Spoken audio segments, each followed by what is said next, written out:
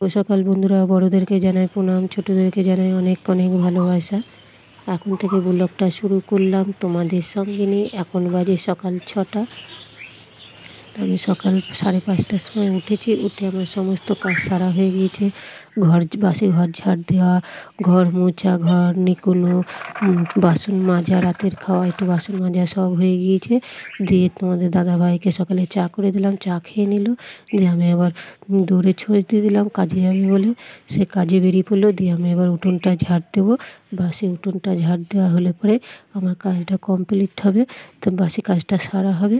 তা প্রথম থেকে লাস্ট পর্যন্ত ভিডিওটা দেখার অনুরোধ থাকলো। ভালো লাগলে লাইক, শেয়ার, কমেন্ট অবশ্যই করবে। আর কোথাও ভুল ত্রুটি থাকলে পরে অবশ্যই ছোটো বোন হিসেবে ক্ষমা করে নেবে। যে দেখো, স্নান করে চলে আসলাম ঠাকুর ঘরে। ঠাকুরটাকে জল মিষ্টি দিয়ে নেব। তো জল মিষ্টি দেওয়া হয়ে গিয়েছে। দিয়ে চলে এসেছি দেখো ছোলা বাদাম নিয়ে। ছোলা বাদাম কটা খাবো, দিয়ে তারপরে যাবো রান্নাঘরে গিয়ে দেখো জলের বালতিটা বার করে নিলাম। দিয়ে এক বালতি জল তুলে নিলাম মোটরটা চালিয়ে রান্নার জন্যে। দিয়ে রান্নাঘরে গিয়ে তারপরে রান্না চাপাবো। তো ভাত চাপানো হয়ে গেছে, তোমাদেরকে আর দেখানো হয়নি। দেখো আমি গরম ভাত খাচ্ছি, তোমাদের দাদাভাই ভিজে ভাত খাচ্ছে। কালকের তরকারি ছিল, সেই সব তরকারি পাতি দিয়ে খাচ্ছে।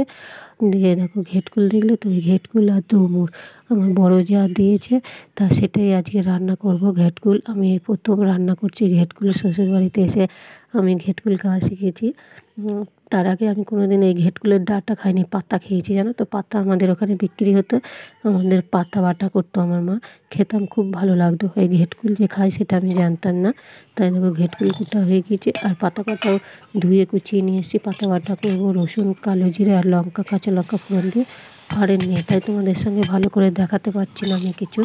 তার কাঠকলায় ভালো করে ভেজে নিয়ে তারপরে বেটে নেব। শিলপাটাতেই বাটবো, কারণ হলে আজ কারেন্ট নেই, মিক্সিতে বাটা যাবে না।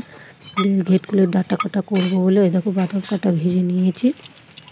দিয়ে কালো জিরে ফোড়ন দিয়ে আবার পেঁয়াজ দিয়ে দিলাম। পেঁয়াজ কাটা ভালো করে ভেজে নিয়ে ঘেটকুলটা করবো। তা ঘেটকুলটা আগে থেকেই আমি সেদ্ধ করে নিয়েছি।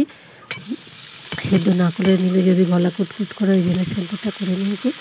দিয়ে জল ঝরিয়ে নিয়েছি। দিয়ে দেখো পেঁয়াজ কাটা ভাজা গিয়েছে, ওর মধ্যে দিয়ে দিলাম।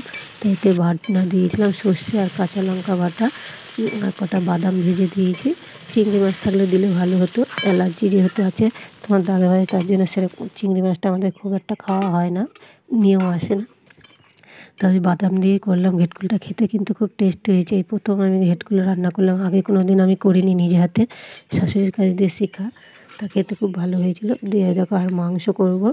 মাংস করলাম, ছেলে তো এইসব খায় না, ওই ঘেটকুলো খাবে না, পাতা বাটাও খাবে না, শুধু এই মাংসটা দিয়েই খাবে। যাই হোক, দিয়ে মাংসটা করলাম। আর এদিকে ঘেটকুলের পাতাটা বেটে নিয়েছি। দিয়ে দেখো তেলে কালো জিরে ফোড়ন দিয়ে ভাজা করে নেব। দিয়ে শুকনো শুকনো করবো, তাহলেই আমার এই রান্নাটা কমপ্লিট হয়ে যাবে। দিয়ে পাতাটা প্রায় ভালো করে ভাজা করে নিলাম। দিয়ে চলে এলাম আমি ছেলের ঘরে।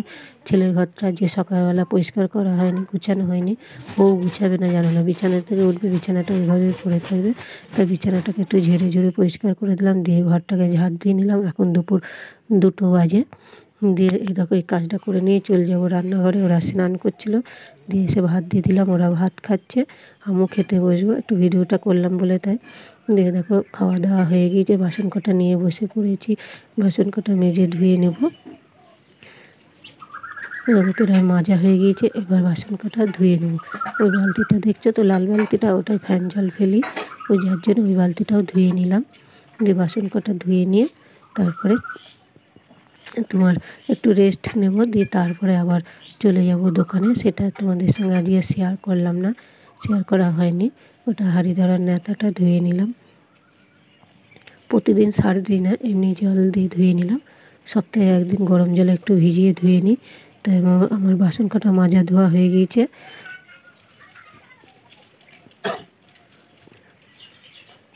তো ভিডিওটা তোমাদের যদি ভালো লেগে থাকে লাইক, শেয়ার, কমেন্ট অবশ্যই করবে। আর কেমন কী হয়েছে বলবে। তা শুভরাত্রি বন্ধুরা, রাতে চলে এলাম। ভিডিওটা আর বেশি বড় করবো না, এখানেই শেষ করবো। দেখুন রাতের খাবার রুটি রয়েছে আর মিষ্টি।